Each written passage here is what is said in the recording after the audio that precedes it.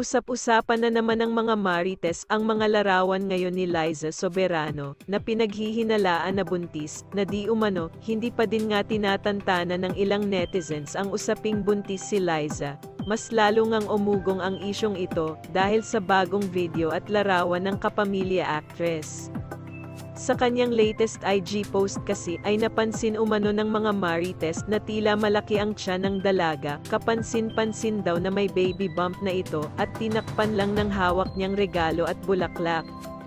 Ngunit hindi naman batikos ang natanggap ng bagong video na ito ni Liza. Tuwang-tuwa pa nga ang kanyang mga fans kung sakaling totoo daw ang balitang ito. Matatandaan na hindi ito ang unang beses na na-issue ang aktres na buntis na daw sa kanyang nobyong si Enrique Hill. Kamakailan lang din ay naintriga ang larawan nila ng nobyo nang magbakasyon sila sa ibang bansa. Makikita kasi sa nasabing larawan na medyo maluwag ang suot ni Liza, at aakalain na may baby bump ito.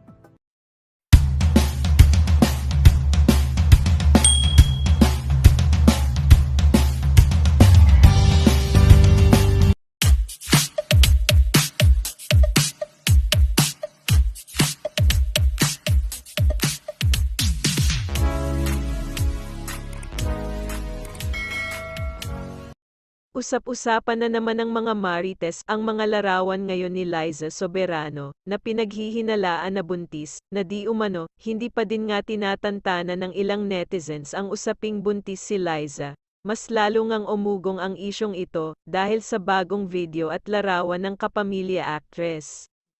Sa kanyang latest IG post kasi ay napansin umano ng mga marites na tila malaki ang tiyan ng dalaga, kapansin-pansin daw na may baby bump na ito, at tinakpan lang ng hawak niyang regalo at bulaklak.